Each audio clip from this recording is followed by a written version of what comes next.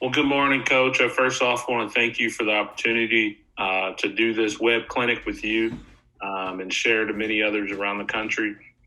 Just to get started, my name is Timothy Sanders. I'm the offense coordinator at Anderson University, going into my third season here. My contact information is listed below, and then I'll also list it below at the end, too. So if you guys have any questions for me directly, feel free to shoot me an email or text, and we can talk ball anytime. But other than that, like I said, I'll get started and let's roll. Last season, we had a pretty good year offensively. These were our numbers, and I always start off, and I don't show these numbers to brag or anything like that, but I show these numbers to show, how friendly our system was, quarterback friendly. Obviously, we were the number 6 team in the country passing, starting a freshman quarterback. We only started one junior on offense, and the rest were freshmen and sophomores. When I first started coaching, I was a high school coach and things like that. That's kind of where I learned to put systems together that work. So when I got to college, I kind of took a blend of what I did in high school, and then move on from, that and sprinkle a little bit of my own sauce in there. Just a little bit background about me. I graduated from Franklin College, where I played for Mike Leonard, who was the head coach at Franklin College, and one of the winningest head coaches in college football. But he was a run and shoot, air raid type of guy. We threw the ball 60 times a game, and won, I want to say 10 plus conference championships. My class was the first class to win 4 in a row. So he taught me a lot about passing the football and things like that, and basically, how to build a culture. From there, obviously, I coached high school ball for a little bit, but I also got the time and opportunity to be a graduate assistant under Dana Hogerson at West Virginia University. Obviously, he's one of the air raid gurus, kind of the first guy from the Mike Leach coaching tree to branch out and be successful. He also added a little bit more run game to the air raid. That's what we envision for next season, building off of last season. I think that's the next step of our progression offensively. Got a great opportunity to be around a lot of great, phenomenal coaches, and basically everything I learned is from one of those guys. And, I just want to keep growing and share what I have for you guys. The first time we meet as a unit, after we basically get to know each other and things like that, the 3 things that I harp on are respect everyone, fear no one. And that's the most important one right there. And so what I tell guys is I'm always training you to win on the field and also off the field. So obviously one of the biggest things in the world is respect. But also I tell the guys, so obviously you want to respect people, but you also want to fear no one. And that means basically there's times where you need to stand up for yourself on the field and off the field. And so we try to paint that picture and get that point across to our guys and hold them to that standard. Then the next one is be obsessed with the soul train and be fast door. My head coach in college was a big acronym guy. And so I found soul train from a Tony Dungy book, The Soul of the Team. And basically it stood for selflessness, ownership, and unity and larger purpose. So one of the first things we do in camp is we go over what it means to embody all these 5 traits, or 4 traits, I'm sorry.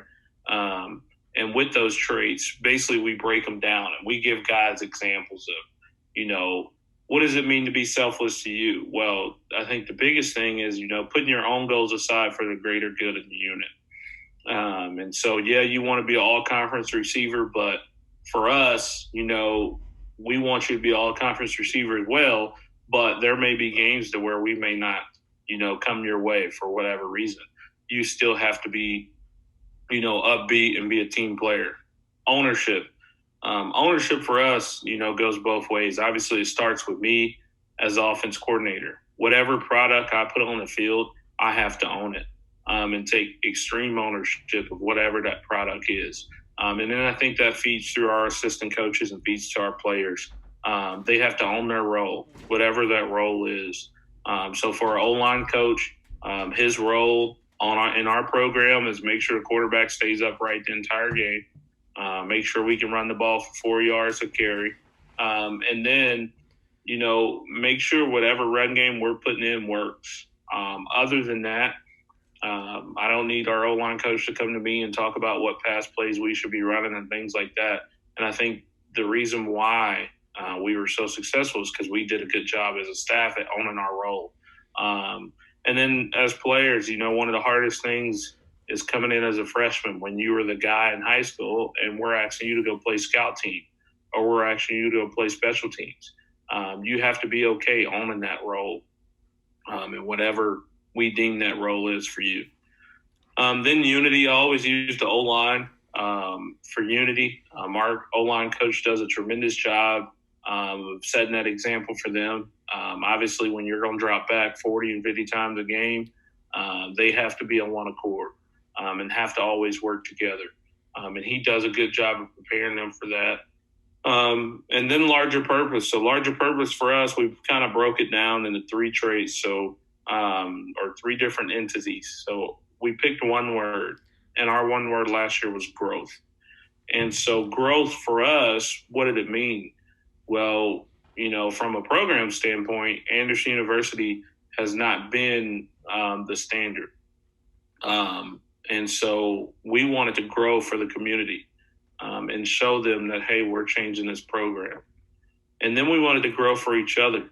And so one of the best quotes I like is, I am my brother's keeper. So we want to grow for each other. We tell the guys, hey, you're going to spend a lot of time with each other. You need to push each other to grow. There's nothing more fun than going out knowing the man next to me is just as hungry and on the same mission as me. So that was the next thing.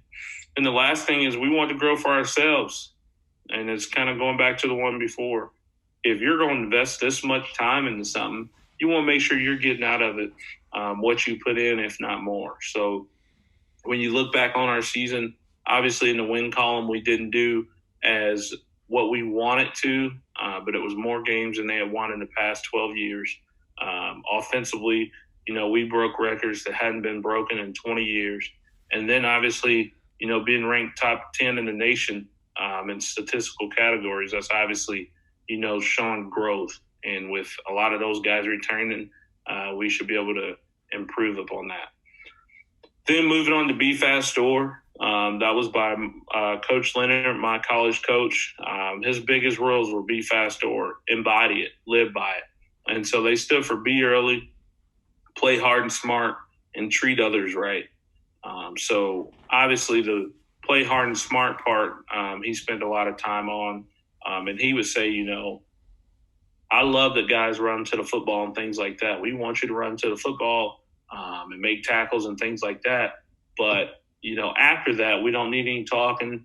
We don't need any personal fouls or cheap shots and things like that. So that's the smart part. And then treat others right. I think that's just a golden rule that speaks for itself. And so one of his favorite quotes was, act like a bum, get treated like a bum.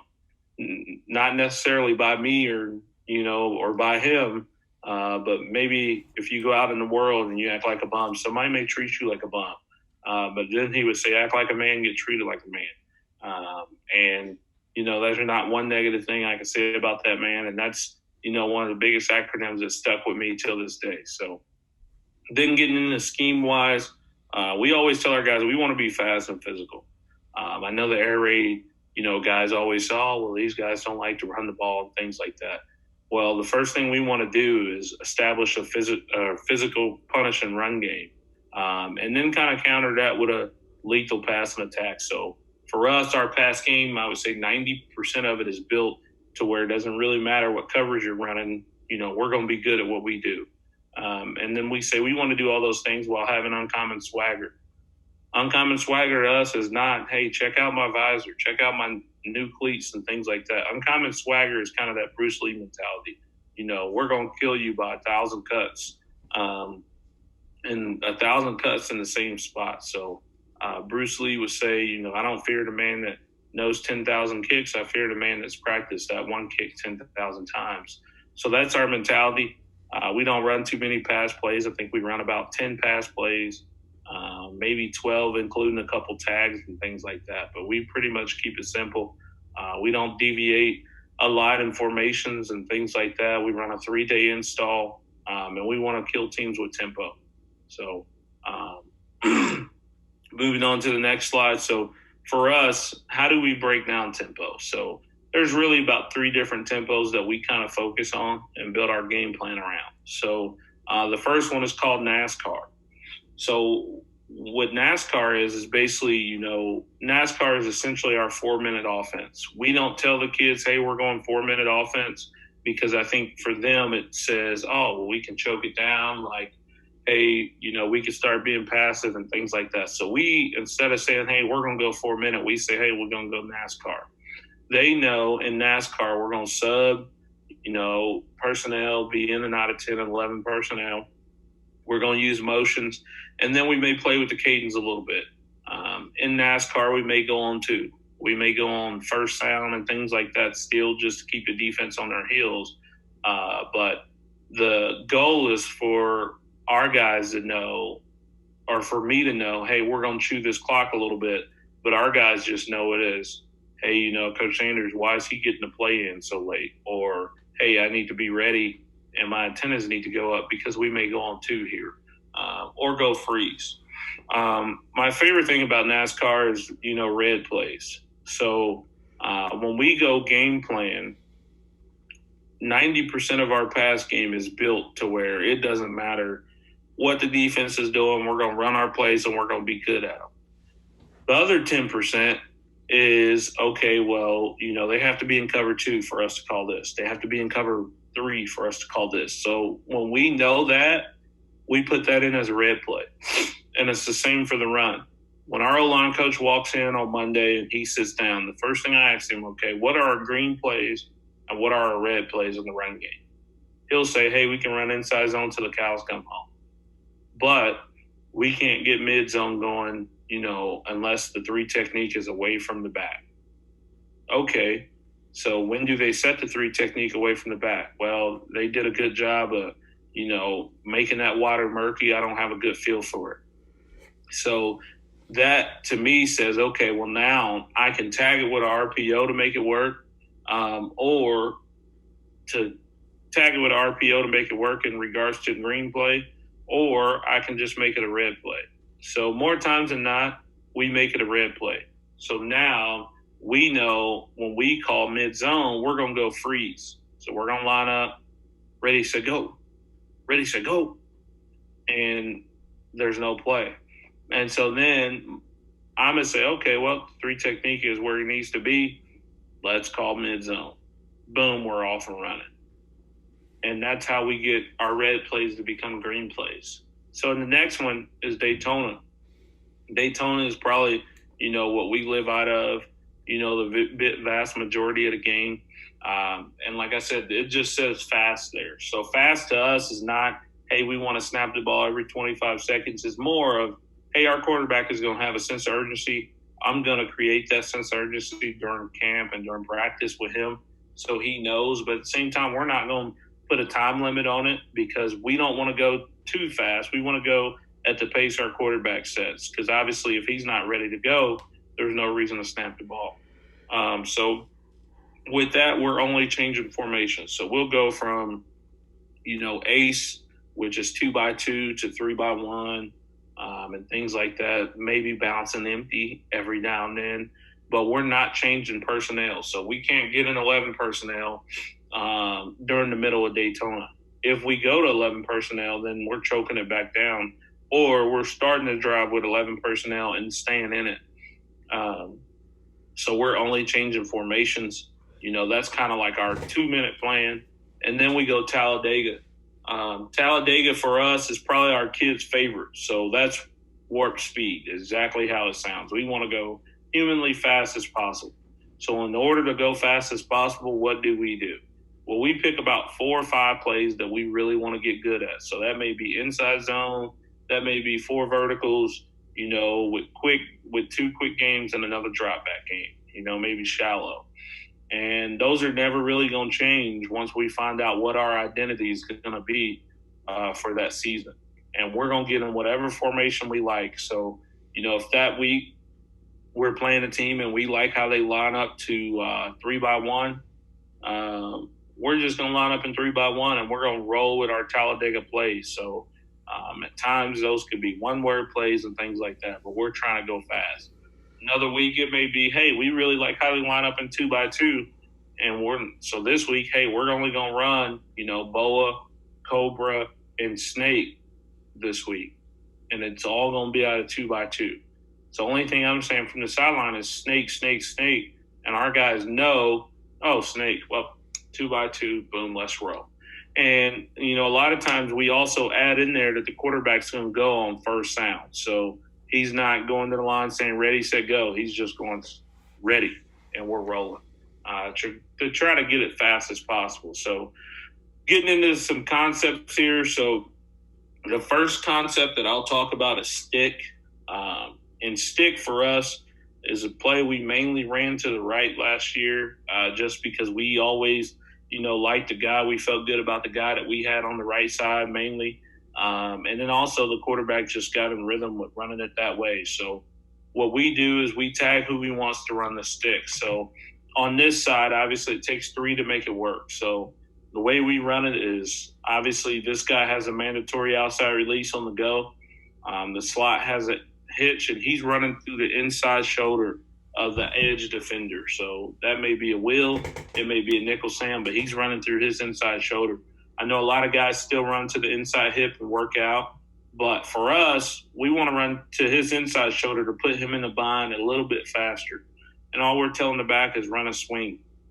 And so for the swing, the first thing we want to do is open step. If we're on the right side, open step with our right foot, and then cross over with our left, and then open with our right again. And we're running right to the sideline.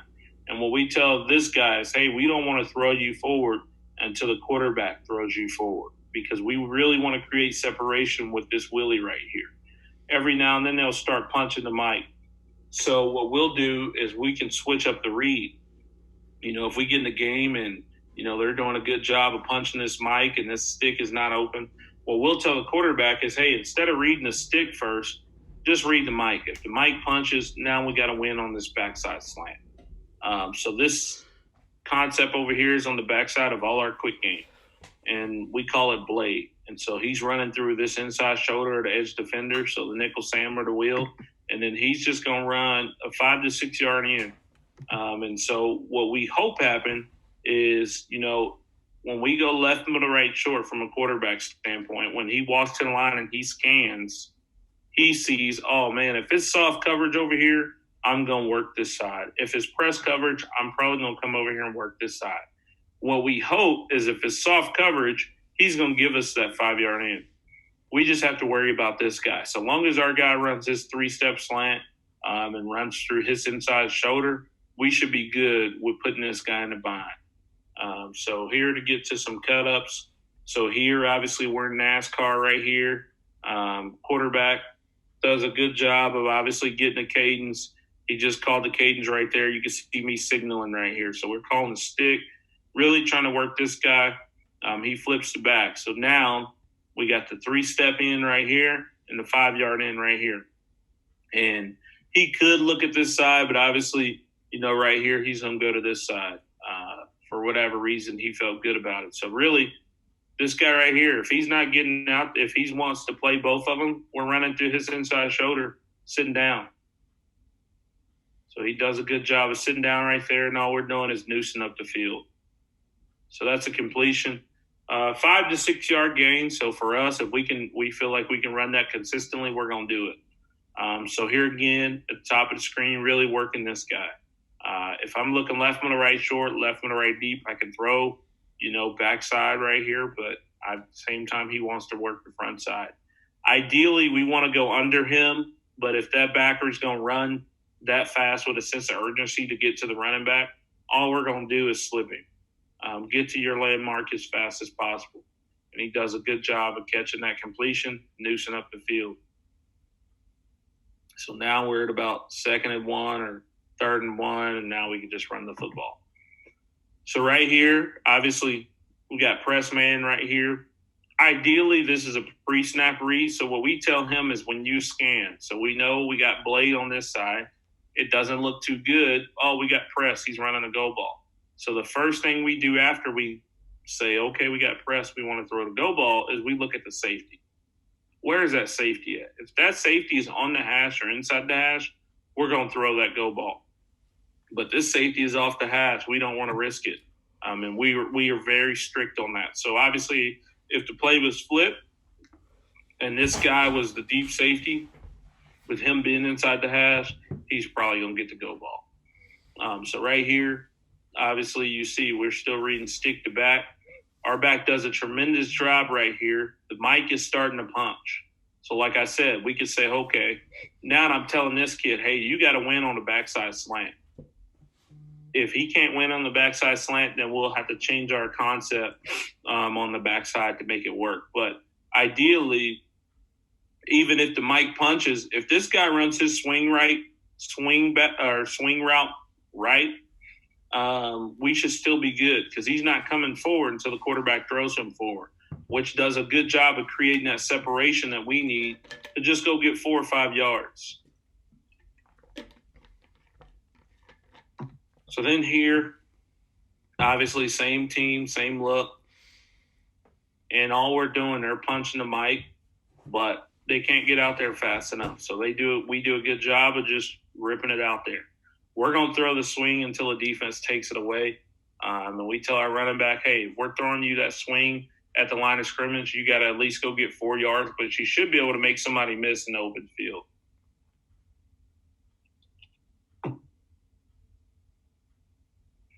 So then right here, obviously he's coming to the line, looking left middle right short, left middle right deep. Soft coverage over here. So now he's like, okay, man, I probably can work this field side now. And so he stands up and just rips it out there.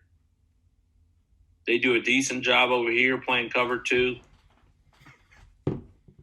I still think against cover 2, we could still run this concept. Obviously, he just has the whole shot right here on the go ball. Obviously, this right here is an easier throw. Very rarely are teams pressing to actually press you. It's a lot of press bail. And also, in my opinion, I think very rarely are teams going to play cover 2 across the field. If they're starting to play cover 2 across the field, then obviously we can run something else to get them out of that cover 2. I think this is the last clip here. So one thing I like about this play is when guys get good at it, it just becomes a natural pick right here. He's running through his inside shoulder, but at the same time, he sees this guy running with a sense of urgency. Hey, it becomes a natural pick. Let's try to go get 4 yards. It's 2nd and 5, 2nd and 6, and he picks up a lot more than that. So the next question or the next concept I'll talk about is why corner. A compliment to our stick and our quick game. Our next concept here is just why corner. And so for us, we're just going to do it the same way. We can tackle who we want to run the corner. Our guys know on the backside we're going to run blade unless we switch it to something else. So really, we're just still trying to high-low this defender. We call wide corner to essentially throw the stick again. And then if that corner starts cheating, we can throw the corner. So if you get a hard cover 2 type corner or just an aggressive corner or even man, we could throw our corner out. But still it takes 3 to make it work. So right here, if I'm scanning, I'm looking left middle right short, left middle right deep. I know I have blade on this side. If I'm playing quarterback, I'm probably going to throw this 5-yard in. But at the same time, like I said, our concepts are built for just about anything. So he's going to work this defender right here on the edge of the box with this sit route. This guy has the corner, and our back still has a swing, still trying to stretch this defender. So if I freeze it right there, it should be a triangle read. So for us, really, triangle read, some people say corner, stick to swing, but for us, we just take it out to speed the read up. We're just going to go stick to swing. And if he gets to the swing and this corner sitting there, he knows our corner route should be open because it's one-on-one. So I like this play because obviously it becomes a natural pick again if he's not getting the ball. And then this is just a tremendous throw by our quarterback, throwing him forward. And then a tremendous catch by our running back. He does a good job stretching the defense, throws him forward. He catches it at the line of scrimmage, and then he goes picks up about 13 yards on run after the catch. So we were one of the top teams in the country as well on completion percentage, and I really think it's because we really focus on playing pitch and catch. Our quarterback completed about 65% of his passes. So on any team, that's pretty good at any level. But obviously, as a freshman quarterback coming in, that's pretty tremendous. So excited to see him raise that. I tell our quarterback we want to get to 68% or higher and things like that. And then, on all levels of football, we were one of the top teams in the country in completions as well. We were actually number one on the D3 level.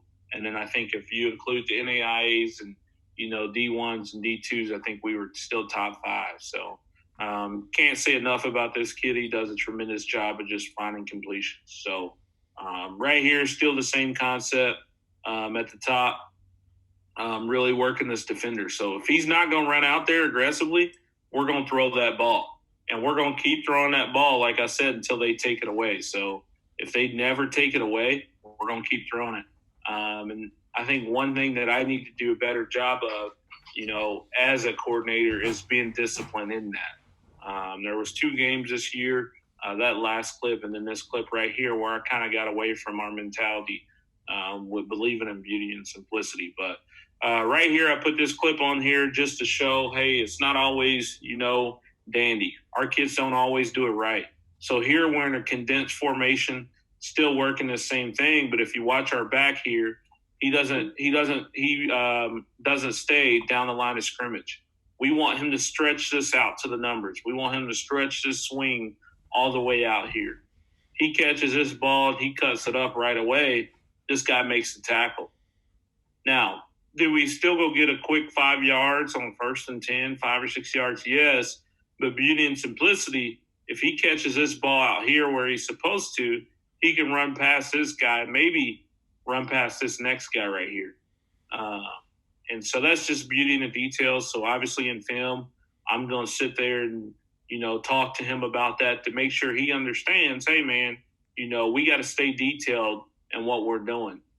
So you see here, obviously we're going fast and things like that. If you pay attention to me, after this play, I'm telling our running back to go get him so I can coach him up real quick. Because like I said, we're not going to run too many plays. So it's very important that I correct him very fast on that, because we're going to run that play probably 2 plays later. Here's us running it out of a bunch set. They're man-to-man. He's traveling. On the backside, this guy can run a slant, really a tempo slant, or he can run an out. It's really on the quarterback. So right here, takes 3 to make it work. He has the flat to stretch that edge defender. He's running the corner. He's running the sit. Boom, the sit is open. He does a tremendous job of getting upfield. And right here, I think this may be the last one. Condensed set, motion in the bunch. Boom, he sits down. And now I just wish that kid could hit the weight room a little bit more. He's a sophomore, and get upfield and break that tackle. But at the same time, we're getting 4 yards a clip. Right here, moving a bunch into the boundary, running it. They do a good job right here, picking up the underneath coverage. Now it's on our receiver. Hey, you got to win your one-on-one matchup. You should be able to win your one-on-one matchup on a corner. Obviously, 4th down, we like to be aggressive at times as well. So they do a good job right here being on the same page. Quarterback, like I said, does a tremendous job of getting this ball out. And now we're moving the chains. That's our 2 quick game concepts that we like to run and kind of hang our hat on. And so with that, I'll get into one of my favorite drop back games. Our next concept that I'll talk about is in our drop back game. We'll carry it till the cows come home. And really in the Leach, tree, they call it 6 shallow or 91. It's a tag off 4 verts. And so we still got our vertical guys out here. There's things that you can tag them with if this safety gets involved. But all we're really trying to read is, dig and shallow. So all we're doing is high-low in this defender. If he comes down, we're going to throw the dig behind him. If he bails, we're going to throw the shallow. And so what we tell our receivers is, hey, this shallow is ran right down the line of scrimmage. So at the snap, all you're going to do is flip your hips and run right down the line of scrimmage. If our O-line wasn't pass setting, you would run into them. But obviously they're pass setting, so the line of scrimmage is reset. You should be able to run right down it.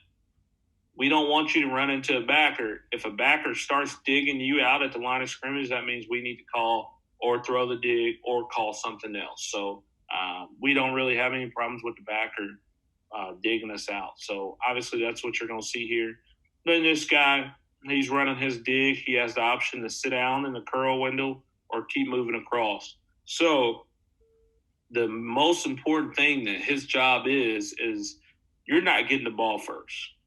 So you're not getting the ball first. So what we want you to do is we want you to outside release on this guy.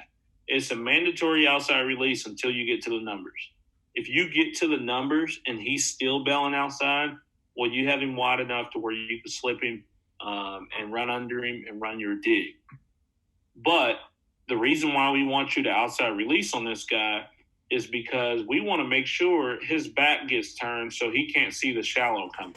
So now all the shallow has to do is outrun the Mike, which is the least athletic defender on the field in the skilled position. And so that's very important that we do that. So I harp on that a lot. So right here you see this guy's running the shallow. Pre-snap, if we scan, is still go ball rules. If this corner's press, safety's inside the hash, we're throwing this go ball. Obviously, you see here he's playing soft coverage. He's playing soft coverage. And this guy's in the alley, so we're not going to do that. So really, we're looking at this defender right here. He does a good job of bailing. He should have rerouted him, but he does a good job of bailing. Boom. So we're going to throw to shallow and go get a quick 11 yards. And so what I tell our quarterback is keep throwing it until they take it away.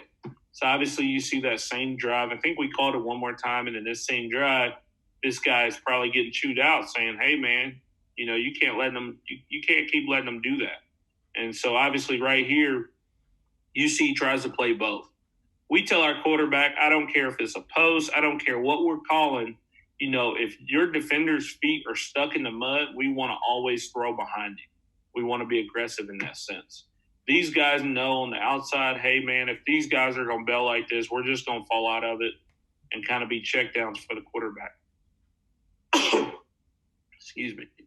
So right here, obviously, he tries to play both. He plays both. We go behind him.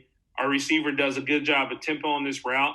He feels that this guy is sitting here, so he's not going to run all the way to the dig window, because if he does, this guy's going to probably send him to the hospital. So he does a good job of tempoing it down, sitting in that window, and to where now we can high-low this defender. So what I tell coaches is the next thing off of this is this safety starts to get involved.